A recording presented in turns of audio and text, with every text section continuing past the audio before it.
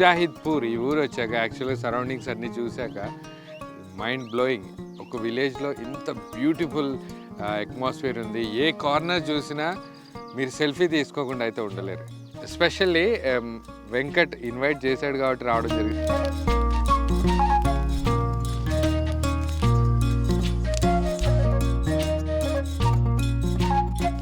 లైఫ్లోనే first time యాక్చువల్గా సీతాఫలాల్ని ఇలా మంటల్లో కాల్చి తింటున్నాను.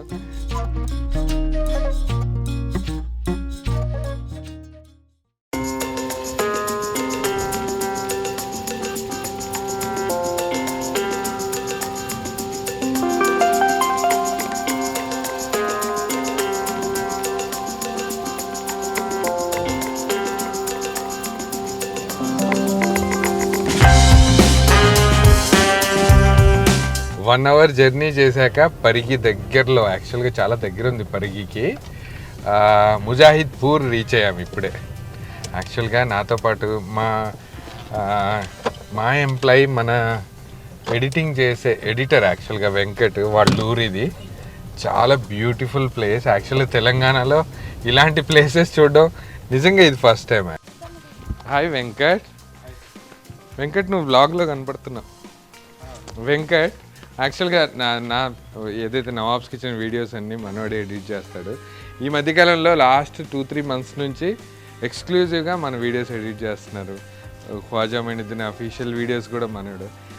కొన్ని మా మిస్టేక్స్ని కూడా ఎడిట్లో కవర్ చేసేస్తాడు. చాలా రోజుల నుంచి అనుకున్నాను వెంకట్ని వీడియోలో చూపిద్దామని. ఇది ఒక అవకాశం. వీళ్ళ ఇంటికి వచ్చాం. ఇక్కడ ఏదైనా తినేసి మెయిన్ షూట్కి వెళ్దాం.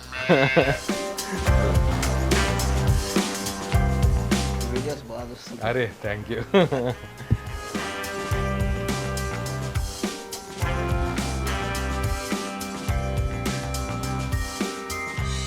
మన తెలంగాణ ఇంత గ్రీనరీ ఉండడం నేను ఫస్ట్ టైం చూసాను అబ్బా. చాలా గ్రీనరీ ఉంది, బాగుంది ఊరు. ముజాహిద్ అని ఎందుకు వచ్చింది? ఆ దర్గానా? అక్కడ ఏమైంది, ఇక్కడ నవాబులు పరిపాలించారు. Okay okay. ఆ దర్గా పేరు వేరేనా మళ్ళీ?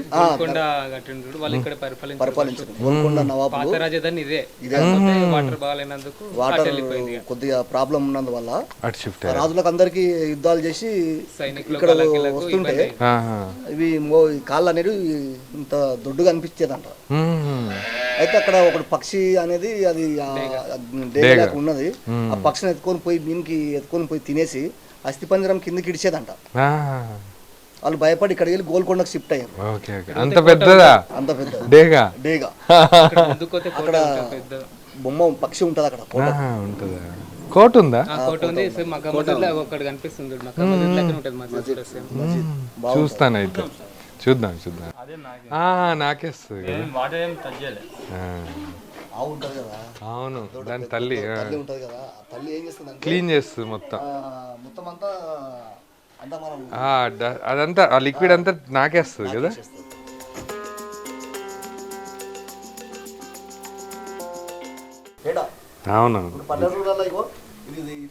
అవునవును. నేను నా చైల్డ్హుడ్ అంతా అక్కడ మన చిట్యాల ఉంది కదా, వరంగల్ పరకాల చిట్యాలలో పెరిగా. నాకు ఇవన్నీ తెలుసు. వీడియో చాలా వస్తుంటాం అన్న. అవునా? చాలా వస్తుంటాం. Thank you. ఆ వీడియోలు చూస్తే మంచి ధైర్యం అనిపిస్తాను, ఏదైనా చేయగలుగుతాం అనిపిస్తుంది. అవును, నాకే భయం వేసినప్పుడు ఒకసారి చూసుకుంటున్నా. నిజం. వెంకటేష్ కూడా చాలా చెప్తాడు. అవునా?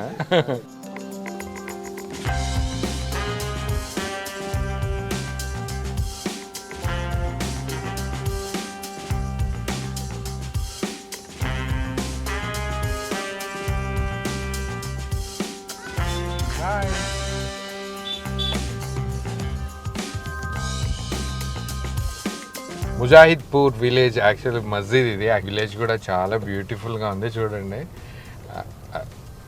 హిల్ స్టేషన్స్ మీద అంటే అప్ అండ్ డౌన్స్ ఉండడం, ఆ బ్యూటీనెస్ విలేజ్కి నిజంగా ఇవే యాక్చువల్గా మెయిన్. దీని ఎంట్రన్స్ వచ్చి యాక్చువల్ మస్జిద్ ఈ టైంలో క్లోజ్ ఉంటుంది కదా, అందుకని క్లోజ్ ఉంది. పక్కన ఫోర్ట్ కూడా ఉంది. వాళ్ళు ఇందాక విలేజెస్తో మాట్లాడుతున్నప్పుడు నిజాం ఎప్పుడైతే పాలన ఉండిందో, నవాబుల పాలన, అప్పుడు ఇక్కడ దీన్నే మెయిన్ ఈ విలేజ్నే సెలెక్ట్ చేసుకున్నారంట. కాకపోతే ఇక్కడ విలేజ్లో వాటర్ సరిగ్గా లేపడం వల్ల, పొల్యూషన్ ఎక్కువగా ఉండడం వల్ల మేబీ వాళ్ళకి ఇక్కడ ఏదో ప్రాబ్లం అయింది. ఇంకోటి ఏంటంటే వాళ్ళు చెప్పిన స్టోరీ మీరు విన్నారో లేదో, యాక్చువల్గా ఇందా మాట్లాడుతున్నప్పుడు ఒక పెద్ద డేగ ఉండేదంట. వీళ్ళని జస్ట్ ఇక్కడ యుద్ధం చేసి ఇక్కడ చనిపోయిన వాళ్ళు లేకపోతే అలసిపోయి పడుకున్న వాళ్ళని ఆ డేగా 2 చేతులతోటి ఒకేసారి అట్లా 2 కాళ్ళతోటి లేపేసి పైకి తీసుకెళ్ళి ఎక్కడో పడేసేదంట చెరువులో. అందుకని దాని భయానికి చాలామంది, అంటే అప్పుడు ఎవరైతే నవాబ్ దీన్ని పాలించారో వాళ్ళు దీన్ని షిఫ్ట్ చేసి మన గోల్కొండకి షిఫ్ట్ చేశారని వాళ్ళు చెప్తున్నారు. వాళ్ళు చెప్పిందే నేను మీకు చెప్తున్నాను. ఇవి ఎప్పటి నుంచో చూడమని వెంకట్ పిలుస్తున్నాడు. ఈరోజు కుదిరింది యాక్చువల్గా. చూడండి, ఇది ఫారెస్ట్ లుక్ ఉంది, ఎంత బ్యూటిఫుల్గా ఉంది యాక్చువల్లీ. ఇవి మనం రెగ్యులర్గా చూడడానికి మన బిజీ లైఫ్లో ఈ హైదరాబాద్లో అయితే అస్సలు కుదరదు.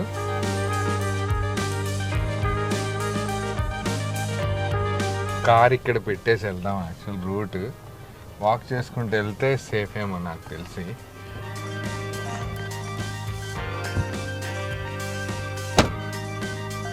ఇక్కడి నుంచి వాక్ చేసుకుంటూ వెళ్దాం.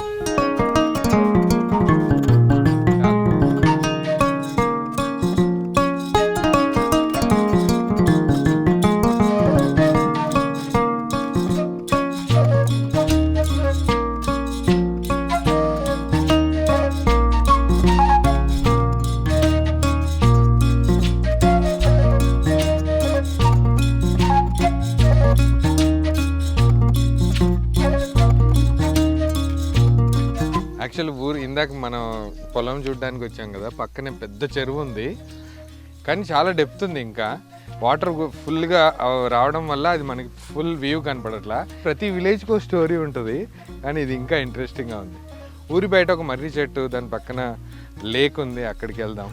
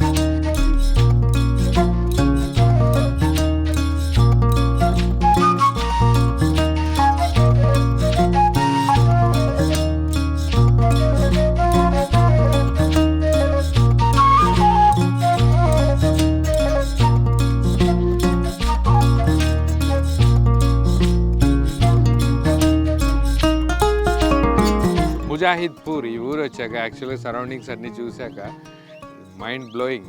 ఒక విలేజ్లో ఇంత బ్యూటిఫుల్ అట్మాస్ఫియర్ ఉంది. ఏ కార్నర్ చూసినా మీరు సెల్ఫీ తీసుకోకుండా అయితే ఉండలేరు. ఎప్పుడైనా ఈ పరిగి దాకా వచ్చి ఉంటే ముజాహిద్పూర్ విలేజ్ కూడా విజిట్ చేయండి. ఇంకోటి ఏంటంటే ఎస్పెషల్లీ వెంకట్ ఇన్వైట్ చేశాడు కాబట్టి రావడం జరిగింది, లేకపోతే నేను వచ్చేయడం కాదు. మీ విలేజ్ కూడా ఇంతే బ్యూటిఫుల్గా ఉండి, ఇంతే బ్యూటిఫుల్ అట్మాస్ఫియర్ ఉండి, నాతో కాసేపు స్పెండ్ చేయాలని ఉంటే డెఫినెట్గా మెయిల్ బాక్స్లో మెయిల్ చేయండి. ఇంకోటి కామెంట్ బాక్స్లో కూడా కామెంట్ చేయండి. నేను డెఫినెట్గా మీ ఊరు విజిట్ చేస్తాను. ఇండియాలో ఎక్కడైనా సరే తప్పకుండా వస్తాను. ఇంకోటి వచ్చి అక్కడ ఏదైనా చిన్న స్కూల్ ఉన్నా అండర్ ప్రివిలేజ్డ్ కిడ్స్ అందరికీ మనం భోజనాలు పెడదాం, మీ అందరితో ఒక స్పెండ్ చేద్దాం. ఇలాంటి ఏమైనా డిఫరెంట్ రెసిపీస్ ఉంటే కూడా అవి జనాలతో షేర్ చేసుకుందాం. నాకు యాక్చువల్గా నేను తెలంగాణలో చిన్నప్పటి నుంచి పెరిగాను, కానీ ఇది ఈ మధ్య తెలిసింది నాకు. పచ్చి సీతాఫలాల్ని డైరెక్ట్ ఫ్లేమ్లో కాసేపు ఉడికించేసి ఆ తర్వాత తీసి తింటే చాలా టేస్టీ ఉంటుందని. నాకు కొంతమంది చెప్పింది ఏంటంటే పండిత సీతాఫలాల కంటే యాక్చువల్గా ఇలా కాల్చి తింటే అద్భుతంగా ఉంటాయని చెప్పారు. నేను చాలాసార్లు విన్నాను కూడా. యాక్చువల్ మన షూట్స్లో కూడా చాలామంది మాట్లాడుకున్నారు, మా ఊర్లో అయితే ఇలా చేస్తాం అలా చేస్తాం. అయితే వెంకట్ పర్టికులర్గా ఈసారి ఈ రెసిపీని మనం చాలామందికి ఇంట్రడ్యూస్ చేద్దాం. ఉప్పు, కారం, పసుపు, గరం మసాలాలు ఏవో అవసరం లేదు. డైరెక్ట్గా పచ్చి సీతాఫలాలు తీసుకొచ్చి మంట ఫ్లేమ్ మీద పెట్టేస్తే కరెక్ట్గా 10 to 15 minutesలో ఉడికిపోతాయి. బాయిల్ చేశాక ఆ వేడి మీద తింటే ఉంటుందంట సీరియస్గా. ఆ టేస్ట్ కూడా చేసి చూపిద్దాం. అందుకే వీటిని ఇలా పేర్ చేసి మంట పెట్టేద్దాం.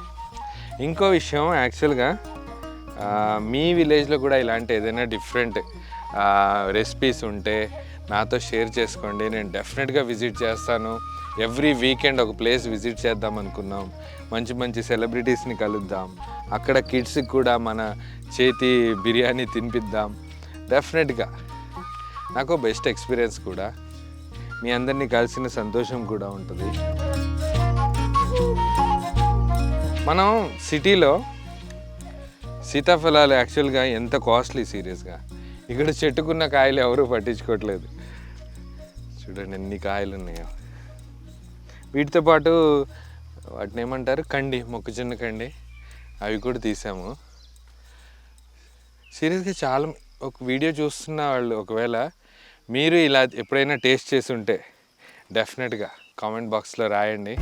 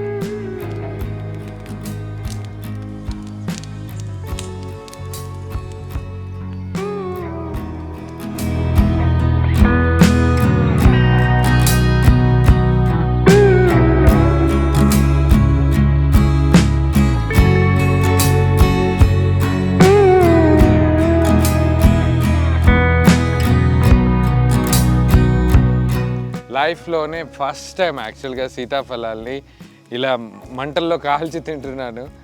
అద్భుతమైన యాక్చువల్గా ఈ టేస్ట్ అద్భుతంగా ఉంటుందని ఆ టేస్ట్ చేసినప్పుడు అయితే వీళ్ళు విజువల్ మీకు చూపిస్తాను.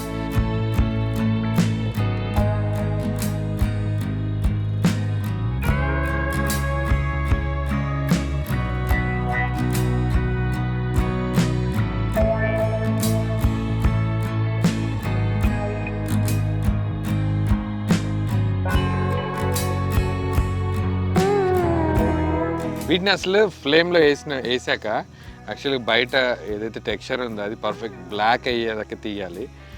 లోపల ఏదైతే ఉందో టోటల్ జెల్లీ లాగా బాయిల్ అయిపోయింది. టేస్ట్ చేసి చూద్దాం. సీరియస్గా ఎప్పుడు చేయలేదు. ఇంకొంచెం పండిన కాయ అయితే ఇంకా బాగా అవుతుంది. యాక్చువల్గా ఉన్నాయి దీంట్లోనే.